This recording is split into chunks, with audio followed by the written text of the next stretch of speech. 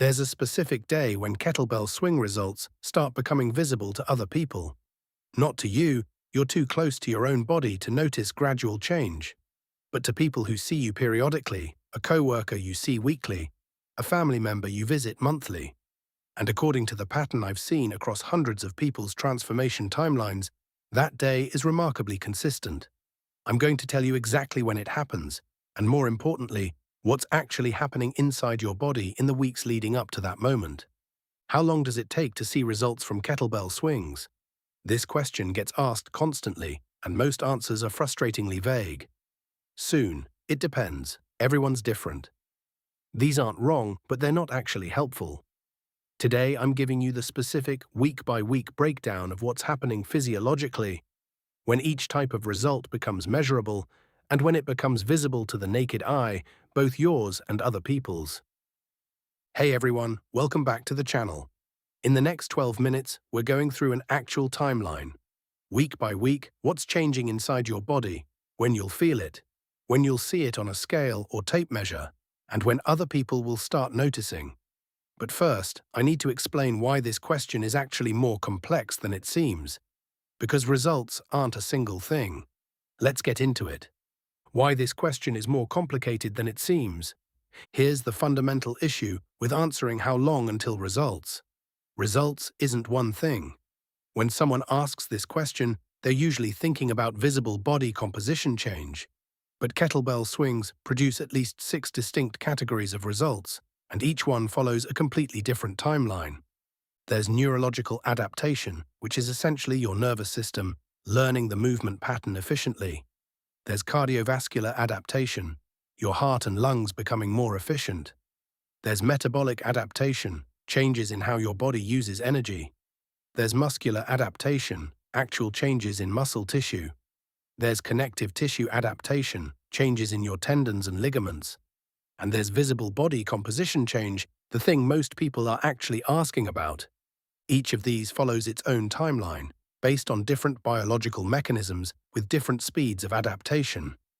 Understanding this is actually the key to answering the question properly, because the honest answer is, it depends on which result you're asking about. So let's go through each one specifically. Week 1 to 2. Neurological adaptation, the invisible first results. Here's what's happening in your first 2 weeks, and it's almost entirely invisible, even to you, in terms of how you look. But it's happening, and it matters significantly for everything that follows.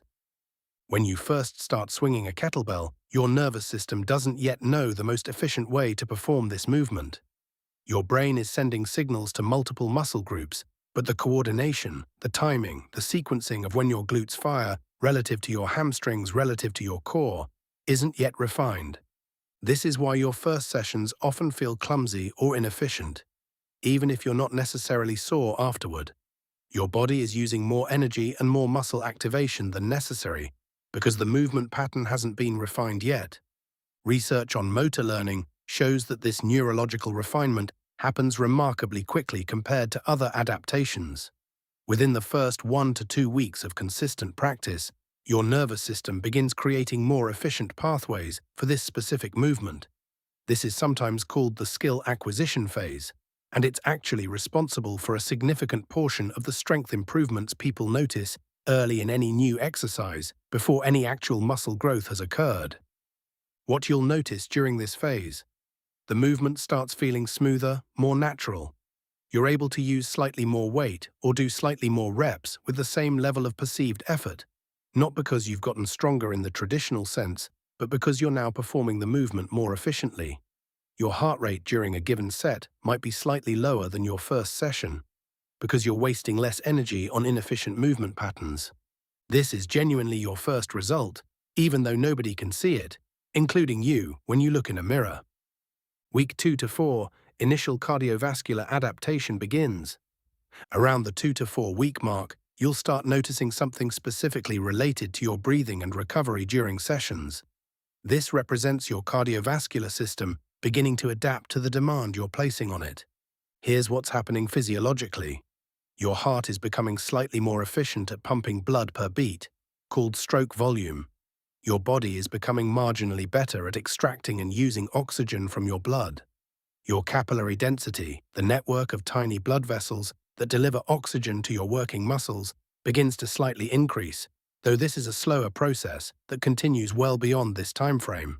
What you'll notice: the same number of swings that left you breathless in week 1 starts feeling more manageable by week 3 or 4. Your recovery time between sets shortens. You might notice your resting heart rate, if you're tracking it, beginning to show very early signs of decrease, though this is often subtle at this stage and more pronounced later. This is your second category of result, still largely invisible to others, but increasingly noticeable to you in terms of how training feels.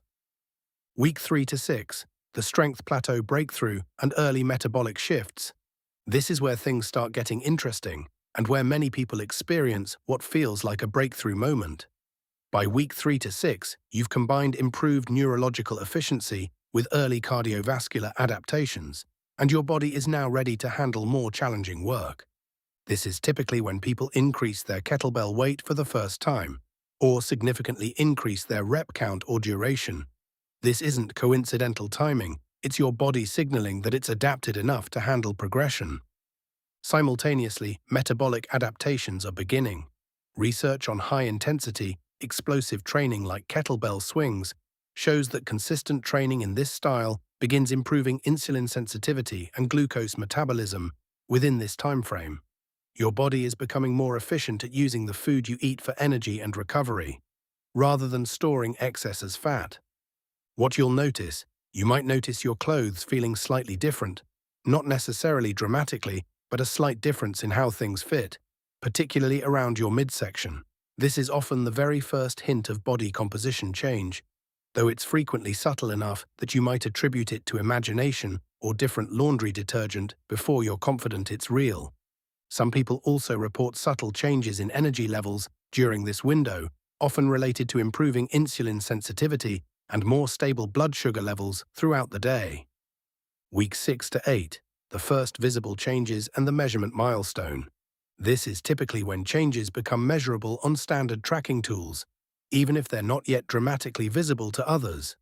If you're tracking measurements, waist circumference, body weight, or using methods like body fat percentage estimates, this is generally when you'll see your first concrete, undeniable data points showing change. Research on body composition changes from consistent resistance and cardiovascular training, which kettlebell swings combine, typically shows measurable changes beginning in this 6 to 8 week window for people training consistently 3 or more times per week with appropriate intensity. What's happening physiologically? Your muscle tissue, particularly in your posterior chain, glutes, hamstrings, and lower back, has been receiving consistent stimulus for 6 to 8 weeks now, generally enough time for the early stages of muscle protein accumulation to become measurable, not yet dramatically visible, but measurable through tools like tape measurements or, if available, more precise body composition testing. Simultaneously, if you've maintained appropriate nutrition alongside your training, this is often when initial fat loss becomes measurable as well, assuming you're in a caloric environment that supports fat loss. What you'll notice: this is usually the point where you look in the mirror and think, maybe something is changing, though you're still not entirely certain. If you take progress photos, comparing week 1 to week 8 typically shows the first photographic evidence of change, even if it's subtle. Week 8 to 12, the visibility threshold for yourself. Here's where we hit a significant milestone. Around the 8 to 12 week mark, for most people training consistently, changes become visible enough that you yourself become confident something has changed, not just hopeful or speculative, but genuinely confident. This is when the combination of all the previous adaptations, neurological efficiency, cardiovascular improvement, metabolic shifts, and accumulating muscle and fat tissue changes, reaches a critical mass that's undeniable, at least to you, looking at your own body daily. What's specifically happening?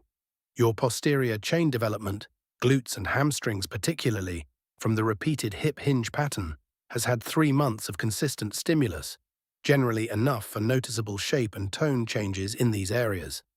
If your training has been paired with appropriate nutrition, fat loss, particularly if you started with some excess to lose, often becomes visible around your midsection and other areas where you tend to store fat. Your posture has likely improved as well. due to the strengthening of your posterior chain and core, which can make you appear taller and more put together, even independent of actual fat loss or muscle gain. What you'll notice, this is typically when you stop questioning whether change is happening and start being able to point to specific things. My waist is smaller, my glutes look different, I can see some definition in my back that wasn't there before. Photos from week 1 compared to week 12 typically show a difference that's obvious even to you, not requiring careful side-by-side comparison to detect. Week 12 to 16, the visibility threshold for others. Now we arrive at the question I opened with. When do other people start noticing? Based on patterns across many people's documented transformation timelines, this typically occurs in the 12 to 16-week range for people training consistently with reasonable nutrition alongside their training. Here's why this timing makes sense biologically. By this point, the changes that became apparent to you around week 8 to 12 have had additional time to progress further. And critically, they've crossed a threshold of magnitude that becomes noticeable to people who see you periodically rather than daily. This is an important distinction.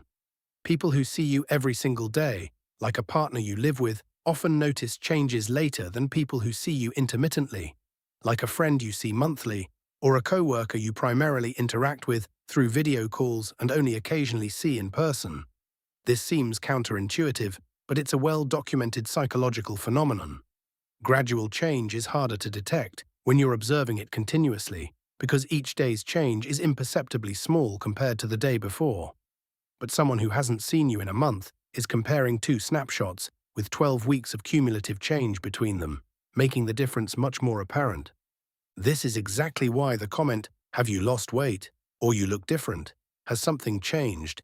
tends to come from people you see periodically rather than people you see daily, and tends to cluster around this 12 to 16-week mark for consistent training.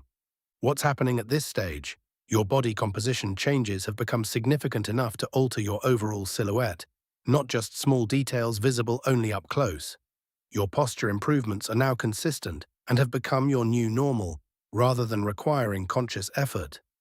Your muscle definition, particularly in commonly visible areas like your back, shoulders, and legs, has progressed enough to be apparent even in regular clothing, not just in specific lighting or poses. Beyond 16 weeks, continued progress and the maintenance phase. Results don't stop at 16 weeks, obviously, but the rate of new dramatic visible change typically begins to slow somewhat after this point, particularly if you haven't been progressively increasing the challenge of your training. More weight, more volume, or more complexity in your kettlebell work. This is when progressive overload becomes increasingly important. The adaptations that produced rapid visible change in your first 16 weeks were partly due to your body responding to a relatively new stimulus. As your body adapts to a given level of challenge, continued progress requires continued progression in your training.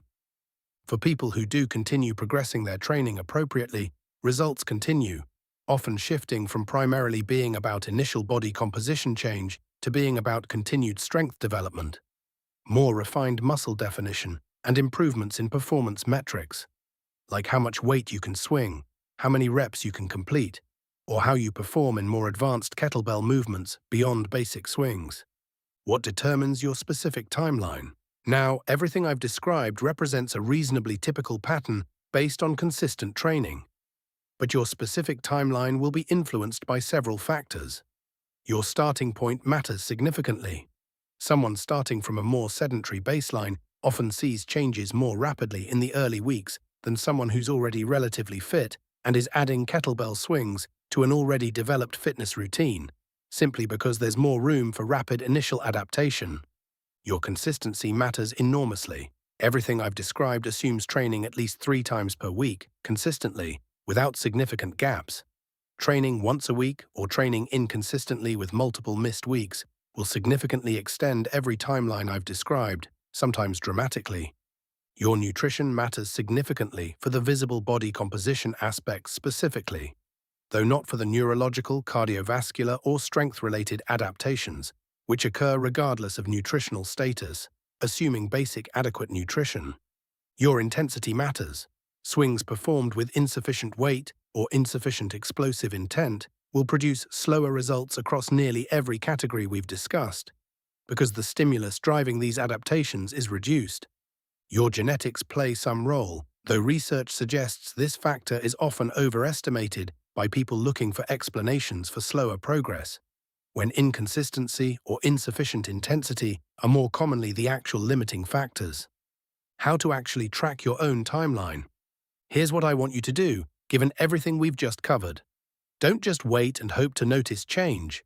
Actively track it using methods appropriate to each category of adaptation we discussed.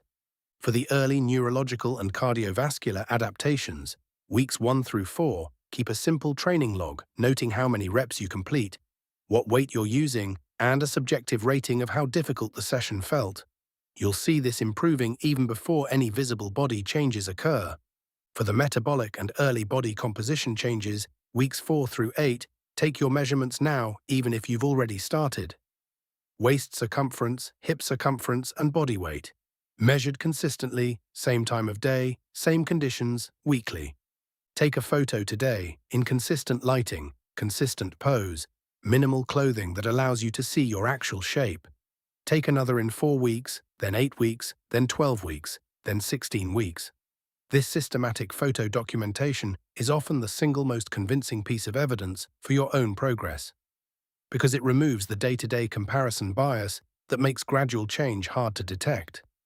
If you're already several weeks or months into kettlebell swing training, you can still start this tracking today. You just won't have the earliest baseline data, but you'll have it moving forward, which is still valuable. Your honest expectation setting.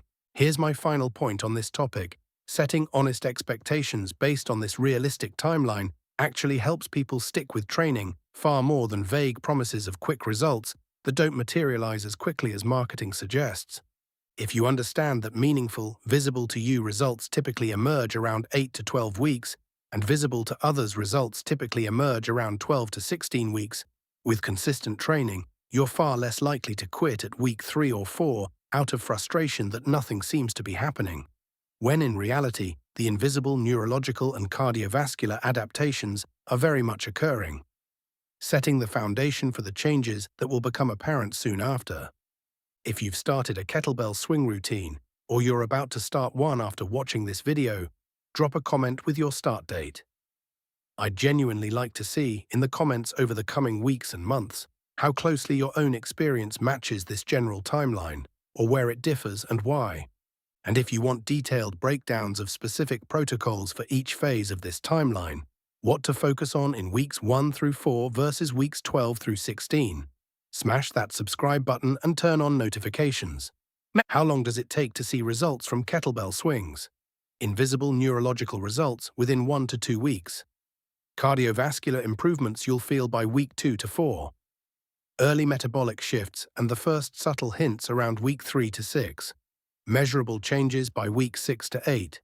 Visible to you by week 8 to 12. Visible to others by week 12 to 16. 6 different categories of results, 6 different timelines, all happening simultaneously, building toward the moment someone you haven't seen in a while says, "Wait, have you been working out?" I'll see you in the next video. Now go start that clock.